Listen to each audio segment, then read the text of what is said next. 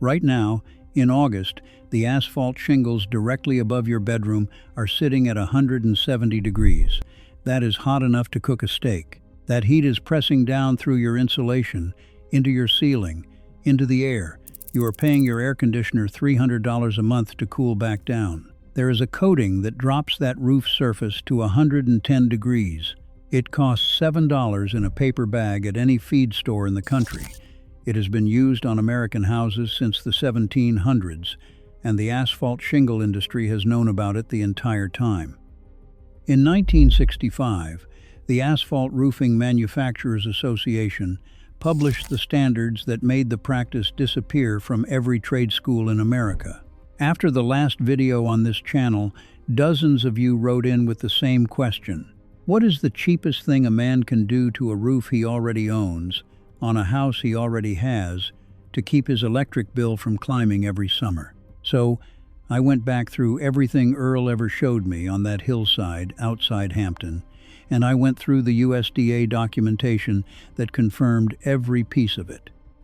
What I found is the same physics the Persians used to ventilate desert cities 3,000 years ago, the same principle documented in colonial New England building manuals, the same thing every Greek island village has been doing for centuries.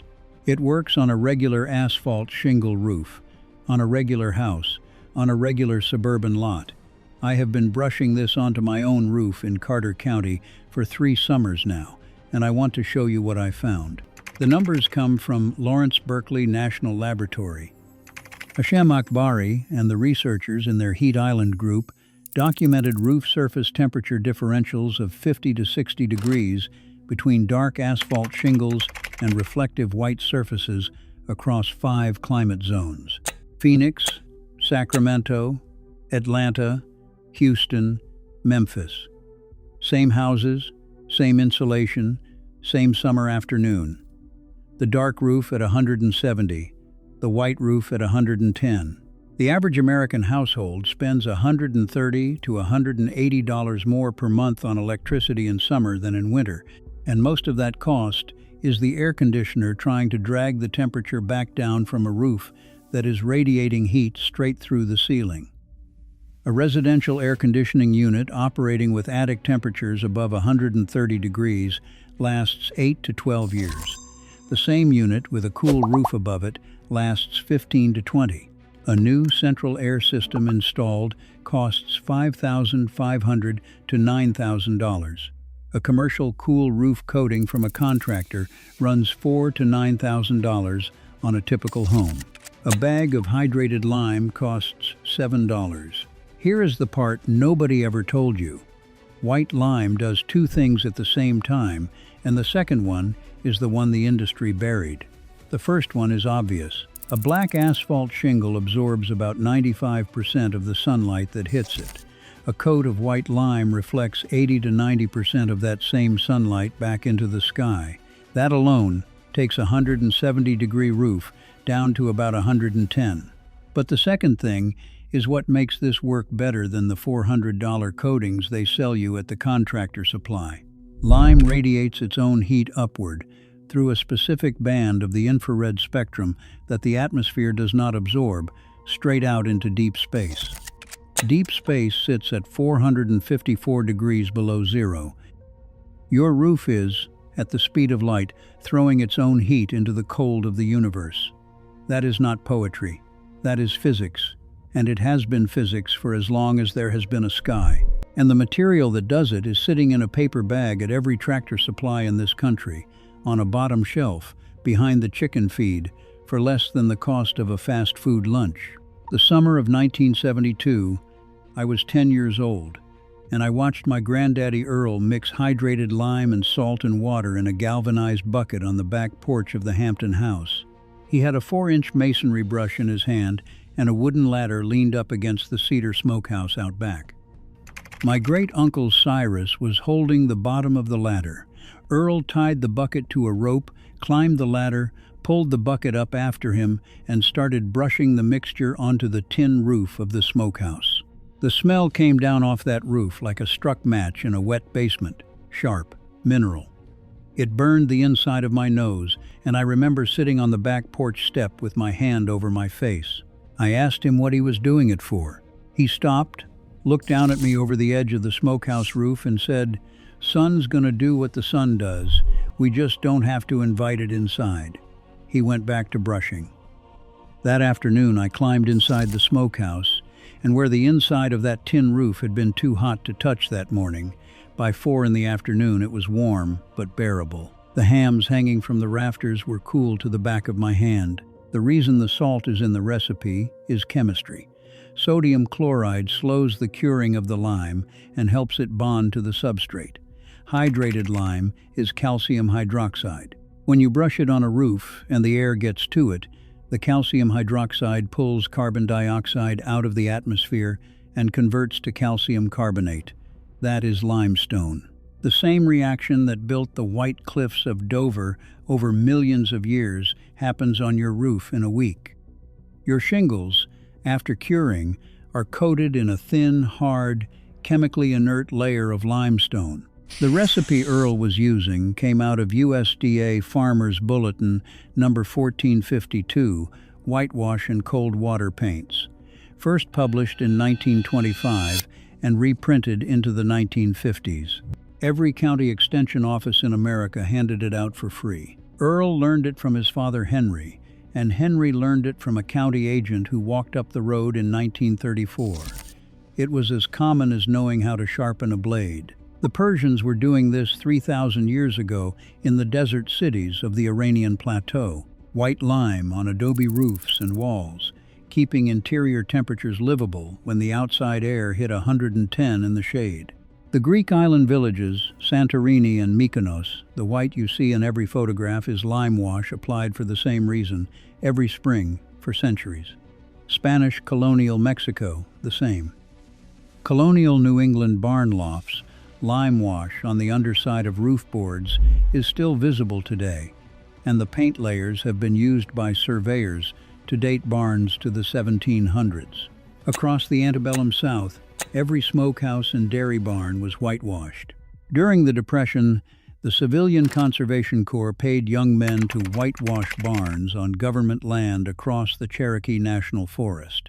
Earl himself, between 1934 and 1937, was one of those young men. The dirt remembers what people forget. In 1965, the Asphalt Roofing Manufacturers Association, headquartered in Washington, D.C., published the standardization documents that codified dark asphalt shingles as the American residential roof. ARMA had been founded in 1915, but it was the post-war decades that did the work. By the late 1960s, no roofing apprentice in America was learning anything about lime wash. The chapter had been quietly removed from the trade school curriculum because no asphalt shingle manufacturer was paying for that chapter to exist. The marketing pivot ran for 30 years. White roofs were reframed as agricultural, dark roofs were reframed as premium. The designer shingle, the architectural shingle, the 20-year and 30-year warranties, all of it built on the assumption that the shingle would be cooking at 170 degrees for its entire service life. Industry trade publications of the period routinely framed lime wash as a low-class rural practice. That was not an accident. That was a campaign. The aligned villain is Carrier Corporation and the Air Conditioning and Refrigeration Institute. Between 1950 and 1970, residential central air went from 12% of American homes to 50%. A cool roof is a smaller air conditioner.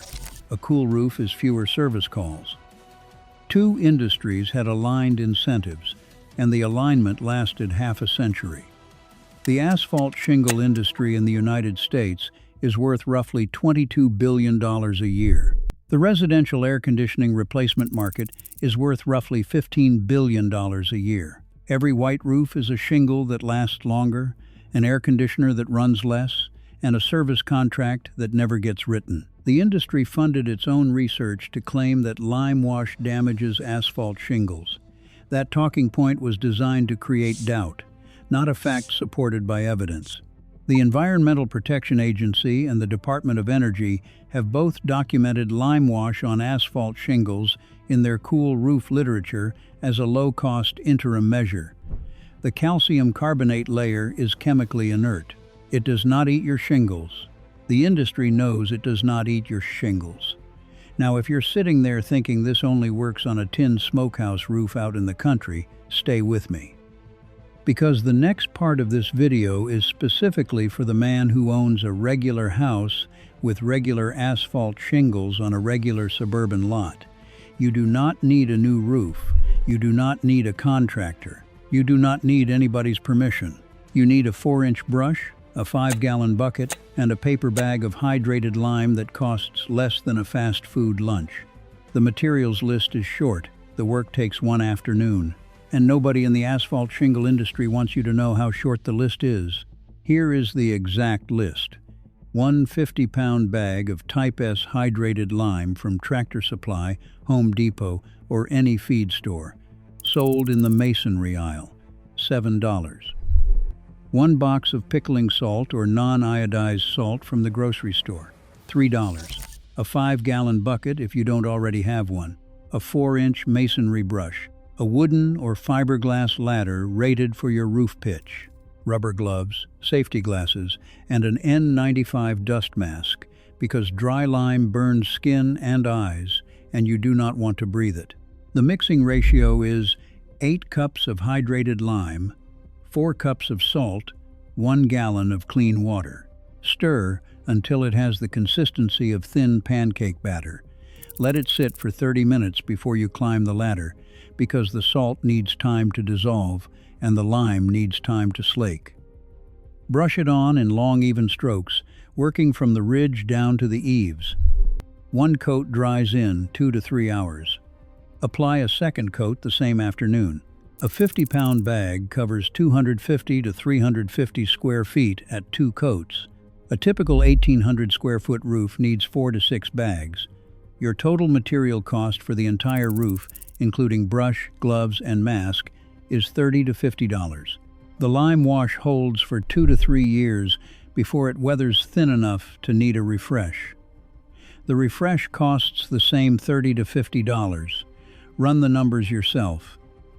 Department of Energy Building America program publications document attic temperature drops from 142 degrees down to 118 degrees on residential cool roof retrofits.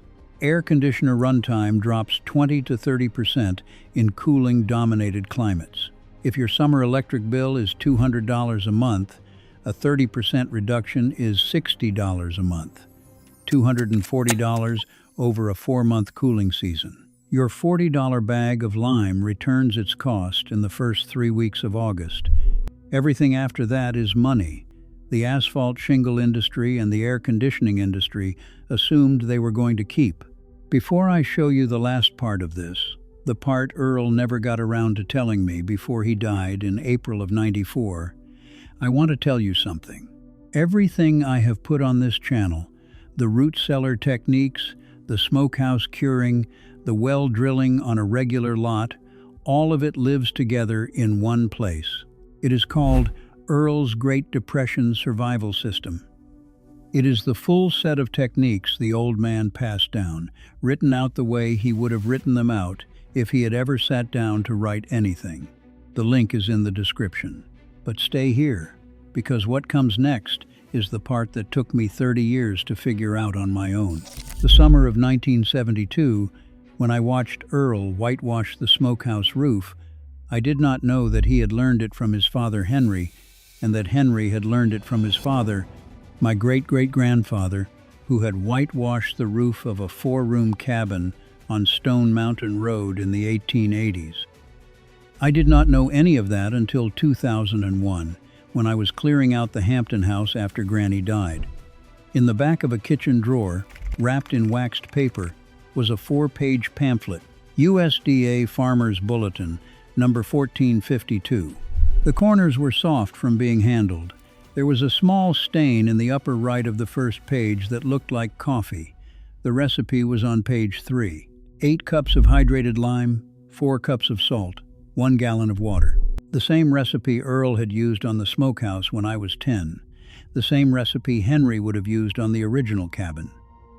The same recipe that walked up the gravel road of Carter County in the hands of a county agent in 1934 and walked into a 4-room cabin where a 17-year-old boy was sitting at a kitchen table trying to figure out how to keep the family alive after his father had died of pneumonia in January of that year. Henry had been gassed at Bella Wood in June of 1918. His lungs never healed.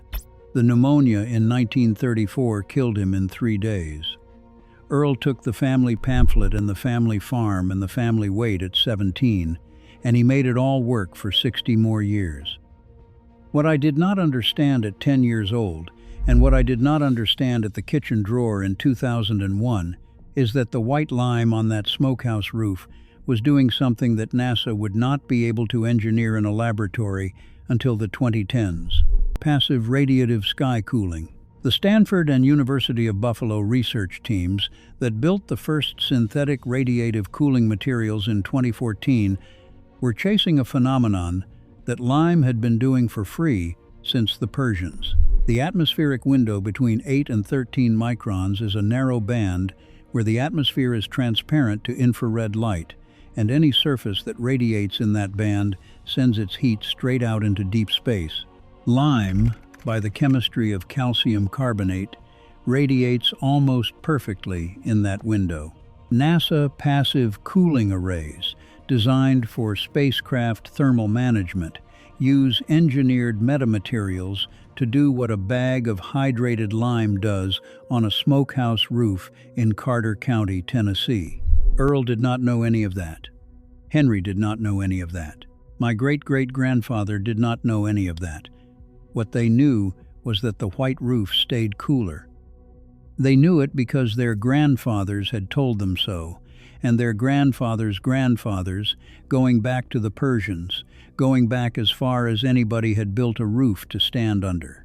I am standing on my own roof in 2024, brushing a thin white coat of calcium hydroxide onto a row of 3-tab asphalt shingles, and I am finally understanding what I saw a 10-year-old boy watching from a back porch step.